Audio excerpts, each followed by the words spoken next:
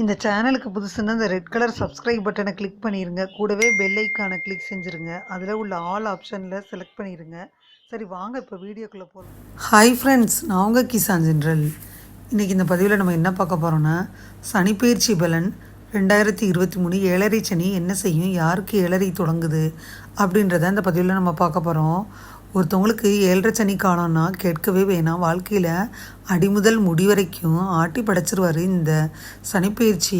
மகரம், கும்பம், மீனம் ராசிக்காரவங்களுக்கு ஏழரை சனி காலம். சனி பகவான் பார்த்திங்கன்னா நீதிமான்னே சொல்லப்படுறாரு.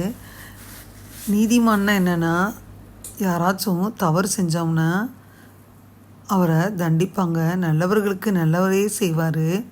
அதனால் தவறு செஞ்சாதான் தடுமாறணும்.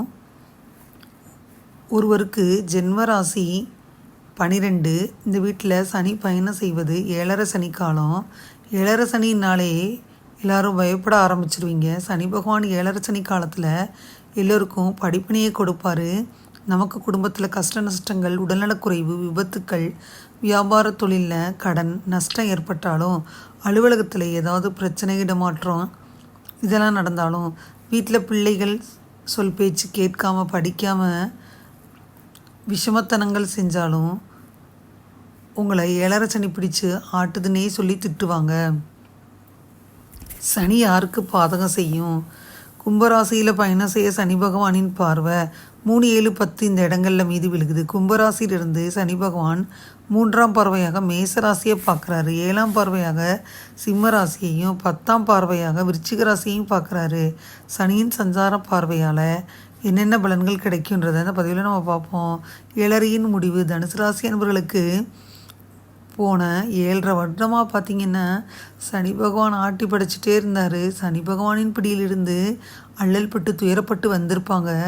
2024ஆம் ஆண்டு முதல் தனுசு ராசி அன்பர்களின் சங்கடங்கள் தீரும் காலம் வந்துருச்சு.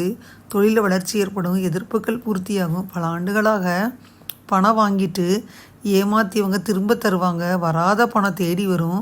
முன்னேற்றத்திற்கு வழிவகுக்கும். கால்வலி பிரச்சனை தீரும். ஆரோக்கியம் கூடும்.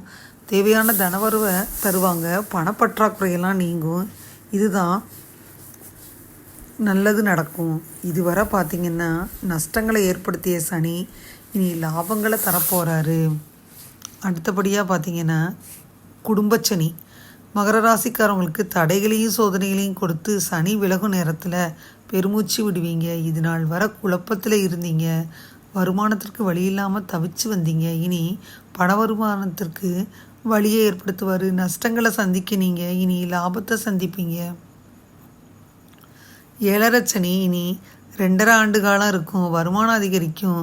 சனி பகவான் வளர்ச்சிக்கு அழைத்துட்டு போவார். பொறுமை தேவை. 2.5 வருஷத்துக்கு எளிதாக கடந்துடலாம். கஷ்டங்கள் விலகும், சங்கடங்கள் தீரும். யாருக்கும் வாக்கு கொடுக்காதீங்க. அதை காப்பாற்ற படாத பாடுபடணும். தலைமேல் அமர்ந்த சனின்னு பார்த்தாங்கன்னா கும்பராசி என்பவர்களுக்கு தான் 2 ஆண்டு காலம் ஜென்மச்சனி காலம். சனி பகவான் தலைமேல் அமர்ந்து உங்கள் ராசிநாதன் சனி பகவான் வெற்றிகளை தேடித்தர போகிறாரு. தொழில் தொடங்குவீங்க. சகோதர சகோதரிகளுக்கு நன்மை செய்யும் காலம். பெரிய அளவில் முன்னேற்றம் கிடைக்கும். கடல் கடந்து போனீங்கன்னா நல்ல வெற்றி பெறுவீங்க. அரசு தொடர்பான ஆதரவு கிடைக்கும். உழைப்புக்கு முக்கியத்துவம் தருவீங்க. மாற்றங்கள், முன்னேற்றங்கள் ஏற்றத்தை தரும். மீனராசி என்பவர்களுக்கு ஏழரை சனி ஆரம்பம்.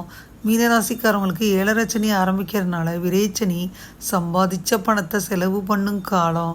சுபவிரயத்திற்கு செலவு பண்ணுவீங்க. அப்படி செலவு பண்ணாமல் சேர்த்து வச்சிங்கன்னா தேவையில்லாத செலவுகள் தான் வரும். தொழில் வியாபாரத்தில் முதலீடு செய்யும் பொழுது கவனமாக இருக்கணும். வீண் வாக்குவாதங்கள் வேணாம். குடும்பத்தில் கவனமாக இருக்கணும். பயணங்களில் வேகத்தை குறைச்சி நிதானத்தை கடைபிடிக்கணும்.